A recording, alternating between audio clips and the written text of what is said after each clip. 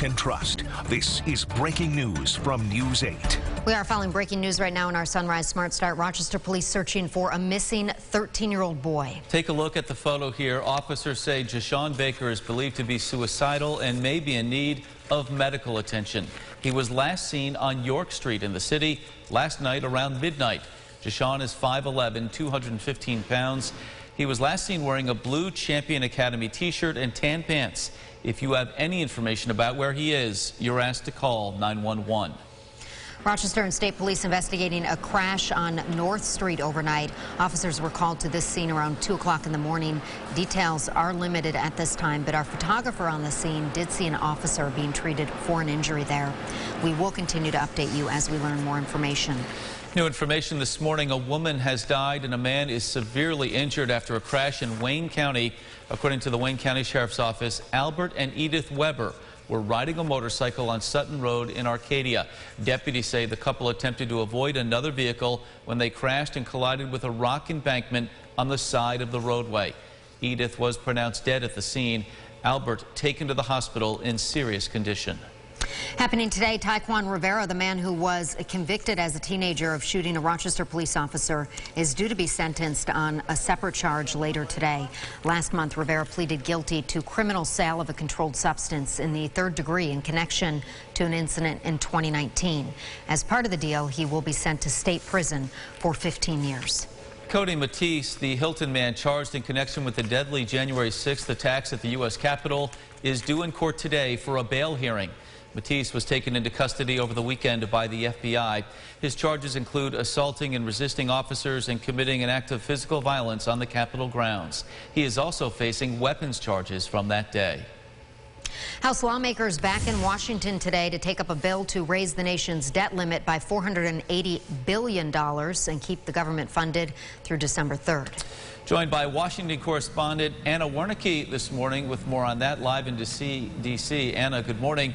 All right, so the Senate has done its part. Now it's the House's turn. Has the president weighed in on today's vote? Good morning. That's right. Well, House lawmakers are making their way back to Washington right now. They're supposed to actually be in recess until October 19th, but Democrats, including pressure from the White House, are really putting pressure on Congress to pass this immediately, saying that if Congress doesn't push this measure through this week, that the country won't be able to pay its bills. And so while they are pushing Congress to get this done, the White House did say that this is also just a temporary fix, pushing this deadline now until 6 weeks from now, so December 3rd. But they still say, nonetheless, that when the House convenes at 5 p.m. today, and it is expected to pass the House, that the president is prepared to sign it later this week. Let's clarify what it will take for Democrats to be able to pass these measures, Anna. Well, it is going to be very difficult for Democrats to pass these measures, including other parts of President Biden's agenda, like this infrastructure bill and spending bill that the president has also hoped to pass through Congress by December as well. So Mitch McConnell, the Republicans in the Senate are all saying that if Democrats want to pass these, they're going to have to do it alone. And if that is the case, that would be through reconciliation. And all Democrats in the Senate would need to be on board in order to get that done. And right now, there are a few moderate Democrats in the Senate who are hesitant about some of these measures that are up for debate.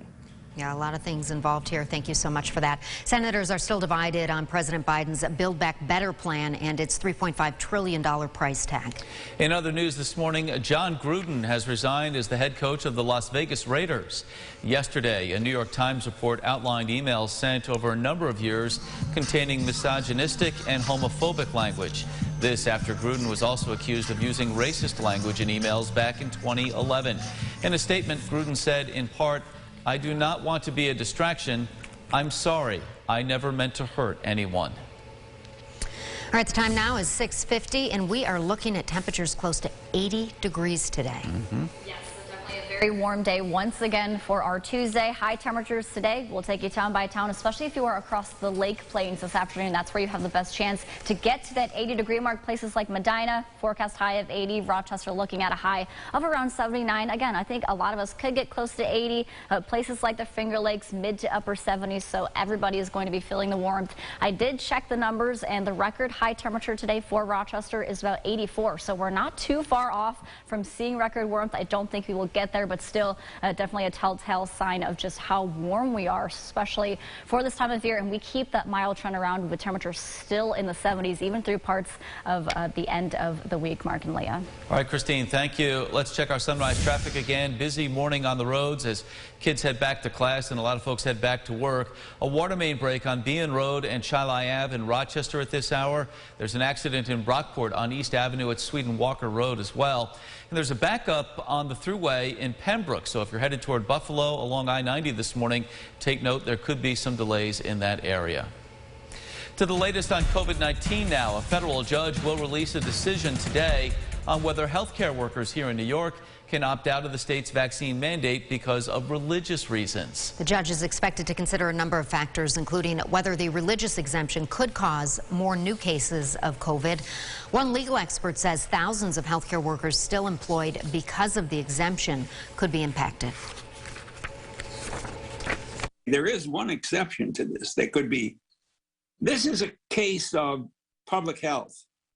The question is, does protecting the health of the people of the state of New York overrule the religious guarantee if that religion is causing a mass infection? The University of Rochester Medical Center reporting fewer than 300 people resigned after the mandate went into effect in September. In Texas, Governor Greg Abbott signing an executive order prohibiting any entity, including private businesses, from mandating employees get their COVID shots. The ban is at odds with the president's agenda. The president has instructed the Labor Department to prepare an emergency rule requiring companies with more than 100 employees to implement vaccine or testing mandates. Merck has asked the FDA for emergency use authorization of its COVID treatment. Earlier this month, the pharmaceutical company said clinical trials showed its pill cut hospitalizations and deaths in half. Current treatments, such as Regeneron, require patients to receive infusions. Merck says the drug can be taken at home, reducing the amount of COVID-positive patients in the hospital.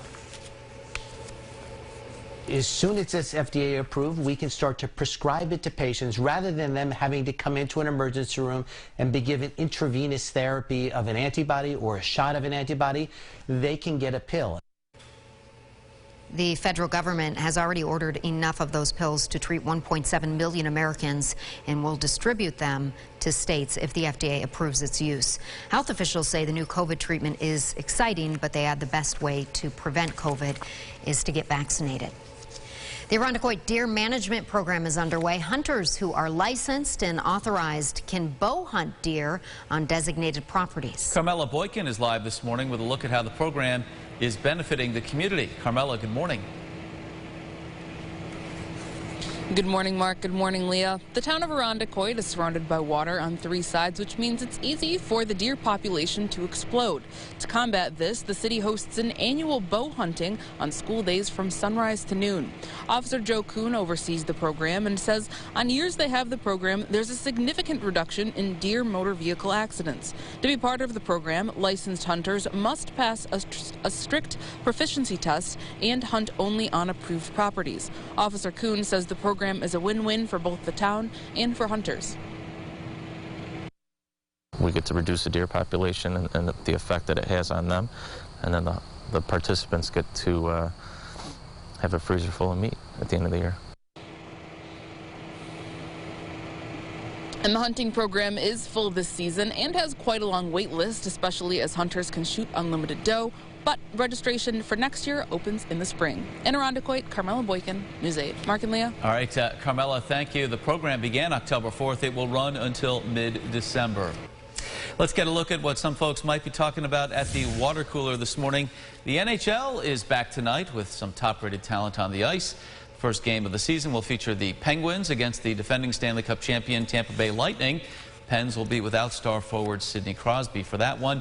After that, a new franchise debuts. The Seattle Kraken will take on the Vegas Golden Knights. All right, a lot of people will be watching that. A lot of people watching the forecast because it looks so good, Christine. Yeah, definitely a really nice start to the morning already. All you need is the light jacket. Looking at currents one more time this morning, right around 60 for Rochester. We can hold off on the heavier jackets just because we will still be so mild throughout the day. It's a great morning to get outside, and afternoon as well. Roll down the windows on the car, get outside, hang out. I think it will be a really nice end of the day. Temperatures topping out this afternoon in the mid to upper 70s. We will be near record warmth, but we will not be hitting that mark still. Nonetheless, it's just going to be a very warm stretch that I think we see continue into the end of the week with just these above average temperatures. So we'll take advantage while we can.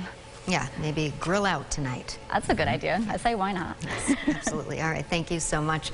And thank you for watching News 8 at Sunrise. Our next update coming up in 30 minutes. CBS Mornings is up next on this Tuesday. Have a great day.